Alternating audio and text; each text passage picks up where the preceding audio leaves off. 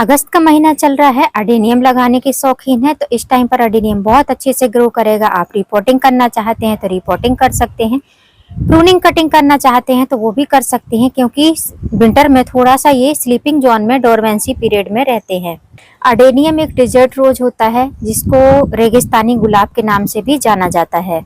Adenium में सैकड़ों हजारों कलर आते हैं जो कि टाइम टाइम पर चेंज होते रहते हैं। अगर आप इनकी श्रृंखला गिनने जाएंगे तो ये कभी भी पूरी होने वाली नहीं है, क्योंकि पॉलिनेशन होता है, डिफरेंट डिफरेंट जो है कलर इसमें आते रहते हैं। तो यदि आप भी अडेनियम लगाने के शौकीन हैं तो अभी का टाइम बहुत अच्छा है। इस टाइम पर अडेनियम आपके बहुत अच्छे से ग्रो करेंगे। अब ये डेजर्ट रोज है तो जो है विंटर में तो वैसे भी मॉइस्चर मेंटेन करना बहुत मुश्किल होता है, क्योंकि पानी बहुत ज़्यादा हो जाता है। हम कितना भी कम पानी डालते हैं पौधों में, पानी काफ़ी ज़्यादा हो जाता है। तो ये एक रेगिस्तानी पौधा है जिसको कम देखभाल, कम पानी की ज़रूरत रहती है। अभी बारिश का सीजन चल रहा है, इस टाइम पर बहुत सारे लोगों के अडेनियम के प्लांट में कली भी नहीं आई होंगी, कली खिलकर जो गिर गई होंगी उन प्लांट की थोड़ी सी ग्रोथ रुक गई होगी, पत्तियां आएंगी न्यू, उसके बाद ही उसमें कलियां बनेंगी। और जिनके पौधे में फ्लावरिंग हो रही है उनको तो इस टाइम पर किसी भी फर्टिलाइजर को देने की जरूरत नहीं है।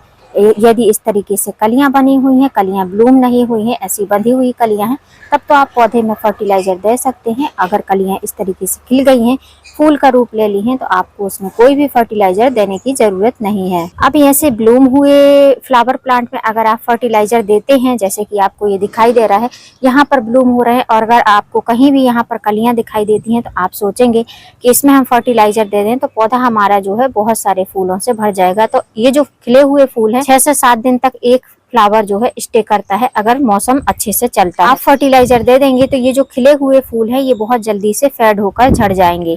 हाँ, जो कलियां बनी हुई हैं वो कलियां बहुत अच्छे से बढ़ेंगी, लेकिन जो खिले हुए फूल हैं वो जल्दी से ड्रॉप हो जाएंगे। तो इस टाइम पर अगर आप चाहते हैं अडेनियम लगाना तो इस टाइम पर अडेनियम लगा सकते हैं। अडेनियम की ग्राफ्टिंग कर सकते हैं, अडेनियम की प्रूनिंग कटिंग कर सकते हैं, कटिंग को भी ग्रो कर सकते हैं। मैंने अपने गार्डन में पिछले महीने जो है काफी सारे ग्राफ्ट किए थे, जिनमें से कुछ प्लांट ये हैं जो कि पॉली बैग में रखे हुए हैं, और एक दो प्लांट जो है पॉट में भी लगे हुए हैं। तो आप देख सकते हैं सारी की सारी ग्राफ्टिंग सक्सेसफुल हो चुकी है।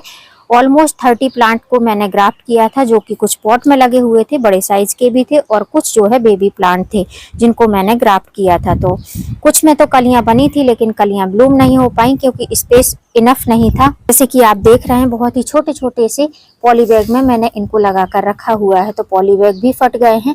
और इनमें जब कलियां बनी ना तो कलियां जो है, एक तो लगातार बारिश हो रही थी, धूप भी नहीं मिली, इसकी वजह से भी कलियां झड़ गई, और भी बहुत सारे माइक्रो न्यूट्रिएंट्स इनको नहीं मिल पाए, पूरी तरीके से इनकी अच्छी तरीके से बढ़वान नहीं हो पाई, जिसके कारण से इनमें जो है कलियां ब्लूम नहीं हो पाई हैं। तो आज मैं आपके साथ में इनकी रिपोर्टिंग शेयर करूंगी। अगर आप नया पौधा ला रहे हैं अडेनियम का तो रिपोर्ट कर सकते हैं, और आप भी चाहते हैं कि इस तरीके से आपके गार्डन में भी ढेरों अडेनियम तैयार हों, तो जैसे मैंने ग्राफ्टिंग करी है, ग्राफ्टिंग का वीडियो भी मैंने आपके साथ में शेयर किया था, वैसे आप भी अडेनियम को ग्राफ्ट कर सकते हैं। बहुत आसान तरीके से ग्राफ्ट कर सकते हैं। एक पौधे से ढेरों पौधे आप अपने गार्डन में ग्राफ्टेड प्लांट बना सकते हैं, क्योंकि अडेनियम एक ऐसा प्लांट है, देखने में तो बहुत सुंदर लगता है, इसकी कॉडेक्स से भी इसकी ब्यूटी झलकती है, लेकिन ये प्लांट नर्सरी में 250-300 के नीचे आपको देखने को नहीं मिलेंगे। ऑनलाइन भी लेंगे तब भी आपको ये कॉस्टली प्लांट मिलेंगे, या फिर एकदम छोटे छोटे से जो प्लांट मिलेंगे जिनके कॉडेक्स इससे भी छोटे रहेंगे, वो भी आपको 100 के ऊपर ही मिलेंगे। तो इससे बेटर है आप ग्राफ्टिंग सीखिए, एक दो प्लांट आप नर्सरी से लेकर आइए, लाइव प्लांट परचेस करिए,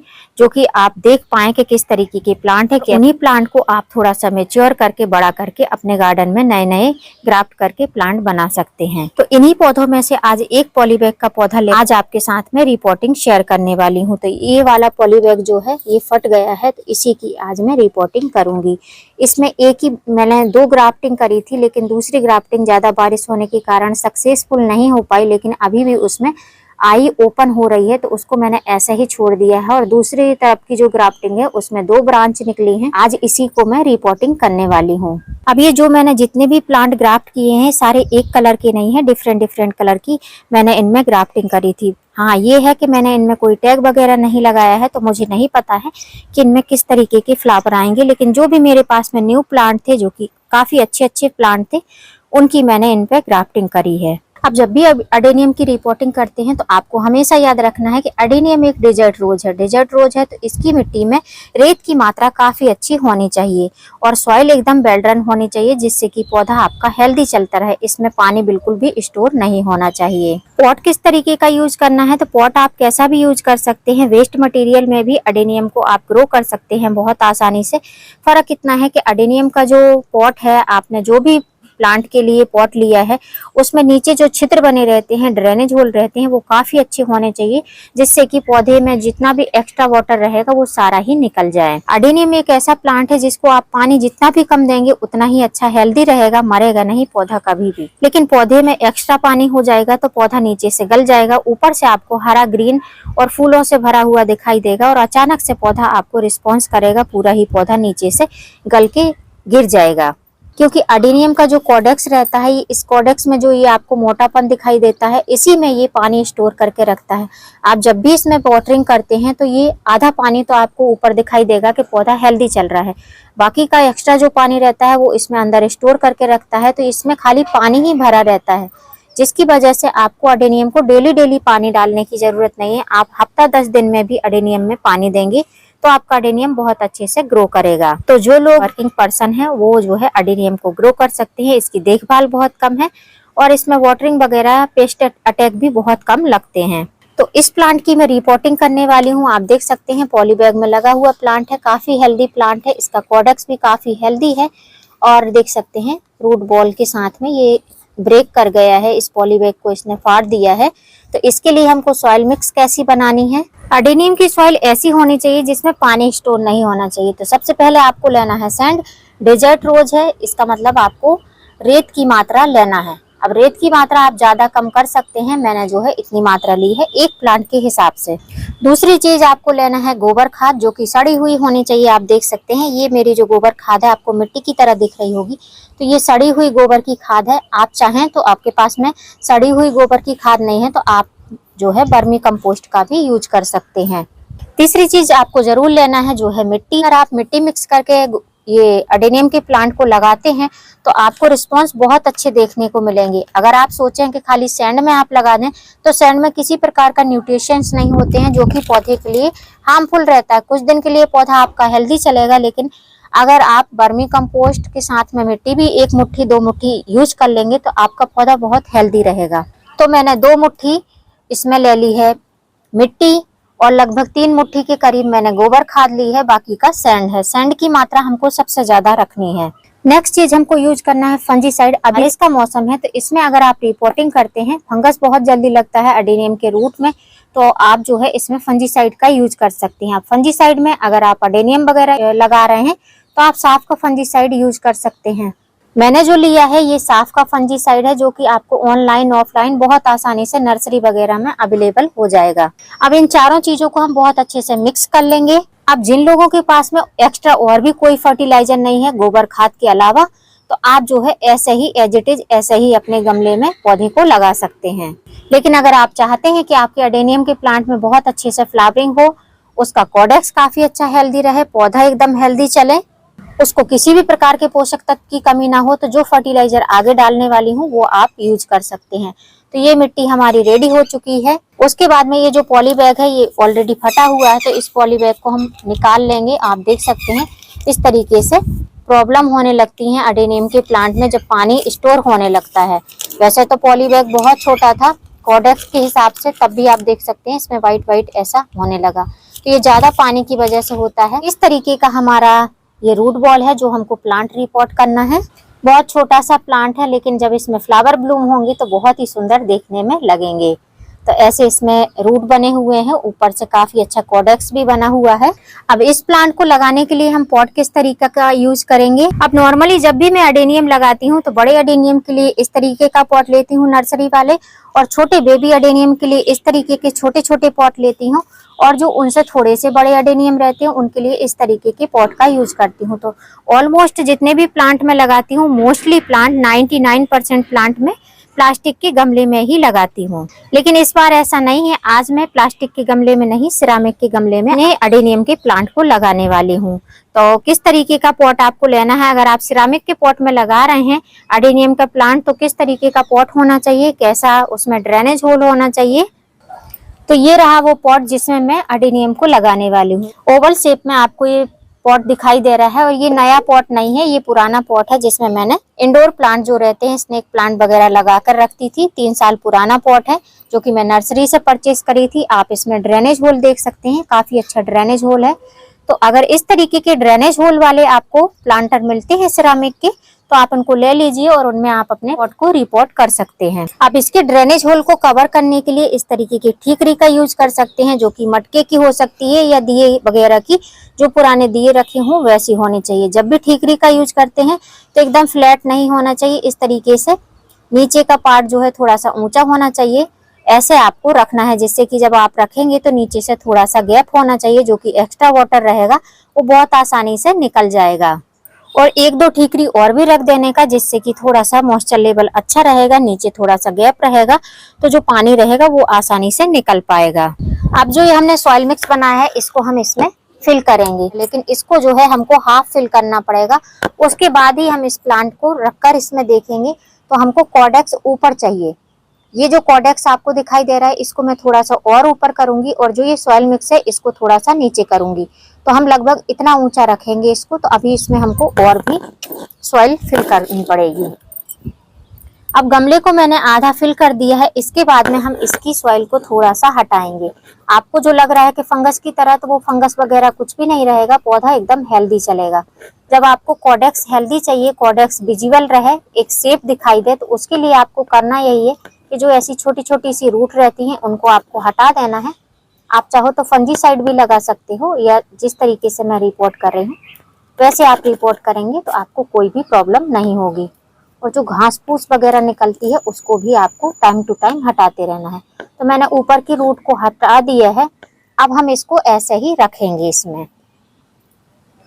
अब आप देख सकते हैं प्लांट को मैंने स्टेबल करा दिया है, और साइड साइड से जो गैप है पहले अब उसमें हम फर्टिलाइजर डालेंगे, उसके बाद में सॉइल मिक्स फिल करेंगे। तो सबसे पहले इसकी रूट को मजबूत करने के लिए हम इसमें नीम खली पाउडर का यूज कर रहे हैं। आप चाहो तो एकदम मिट्टी के साइड साइड में भी डाल सकते हो, या जो इसका रूट बॉल है उसके ऊपर भी डाल सकते हो।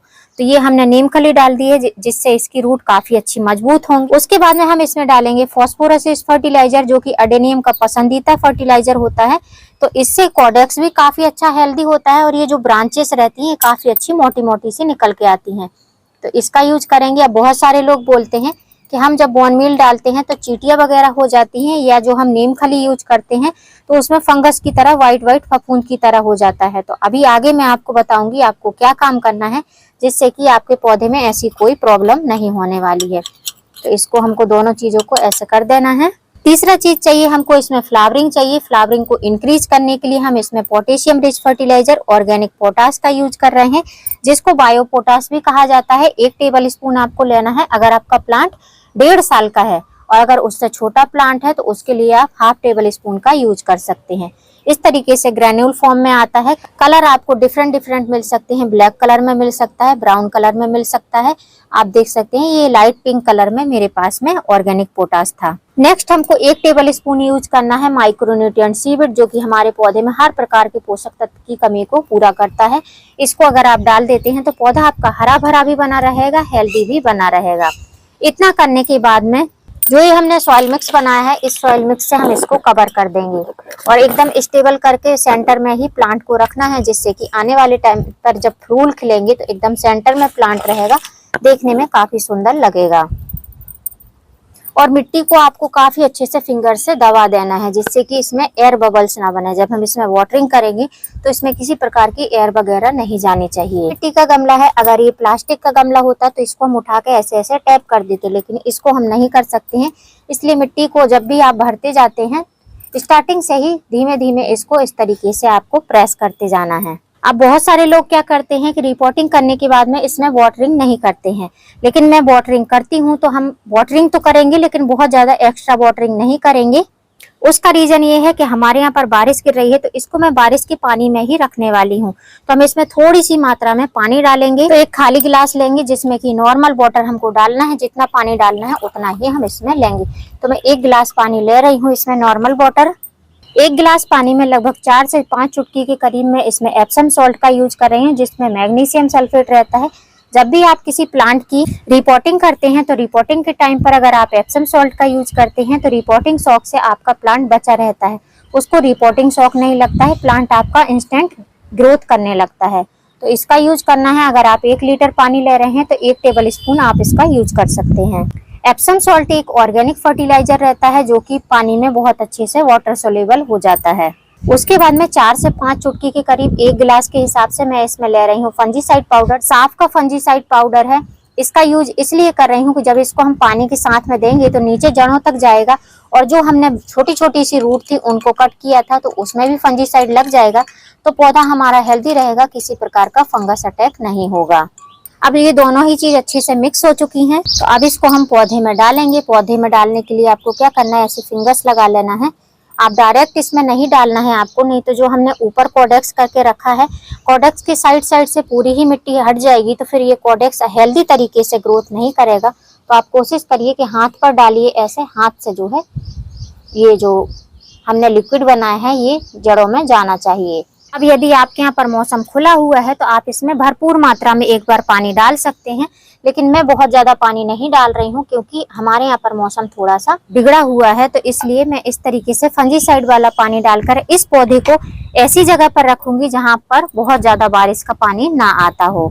लेकिन ओपन में ही हमको इस प्लांट को रखना है, किसी कमरे में, किसी एकदम अंधेरी जगह पर नहीं रखना है। मैं ओपन टेरेस पर ही रखूंगी, लेकिन इसको थोड़े से छज्जे के नीचे रखूंगी। अब आप देख सकते हैं मैंने इसमें वाटरिंग करी है, उसके बाद में आप नीचे से देख रहे हैं इसमें बबल्स की तरह दिखाई दे रहे हैं, मतलब नीचे से पानी निकलने वाला है। लेकिन नीचे से फ्लैट होने की वजह से दिक्कत यही आती है, जब हम सिरामिक के गमले यूज करते हैं तो नीचे से फ्लैट रहते हैं, जिसकी वजह से पानी अच्छे से निकल नहीं पाता है। तो इसलिए जब भी आप सिरामिक का पॉट का यूज करते हैं तो इस तरीके के स्टैंड पर आप किसी भी ऊंची जगह पर रखिए, जिससे कि पानी बहुत आसानी से निकल जाए। तो अभी आप देख सकते हैं ड्रेनेज होल से पानी बूंद बूंद करके सारा ही निकल गया है, और पौधा इस तरीके से अगर पानी निकलता रहता है तो पौधा हेल्दी ग्रोथ करता है। तो रिपोर्टिंग करने के बाद में अगर बारिश का मौसम है तो आप बारिश में रख दीजिए ओपन टेरेस पर, अपने आप ही पौधे को पानी मिलेगा। लेकिन उसके लिए एक ही शर्त है, आपको कंफर्म होना चाहिए कि आपकी सॉइल जो है एकदम वेल ड्रेन है, और जो आपने पॉट में होल बनाए हुए हैं या नर्सरी से ही बने बनाए होल आए हैं तो वो एकदम एग्जैक्ट परफेक्ट होने चाहिए, जिससे कि पानी उसमें स्टोर नहीं होना चाहिए। अडेनियम में एक ही शर्त है उसको जिंदा रखने के लिए, उसको हेल्दी रखने के लिए, कि मिट्टी अच्छी होनी चाहिए, पॉट अच्छा होना चाहिए, जिसमें कि ड्रेनेज होल बहुत अच्छे होने चाहिए। और उसके बाद में सबसे इम्पोर्टेंट है सॉइल किस तरीके से बनाई है। सॉइल में काफी अच्छी पोषक तत्व होने चाहिए, जिससे कि वो नीचे से रूट से लेकर ऊपर फ्लावरिंग तक इंक्रीज कर सके। तो उम्मीद करती हूँ फ्रेंड वीडियो हेल्पफुल रहा होगा। वीडियो अगर अच्छा लगा हो तो वीडियो को लाइक करना, चैनल पे न्यू है तो चैनल को सब्सक्राइब करना, बेल आइकन के साथ में। अडेनियम लगाने के शौकीन है तो अडेनियम को ग्रो कर लीजिए, अभी बहुत अच्छा टाइम है, बहुत अच्छे से अडेनियम आपके गार्डन में टिक जाएगा। फिर मिलूंगी किसी नई वीडियो में नए टॉपिक के साथ, तब तक के लिए हैप्पी गार्डनिंग।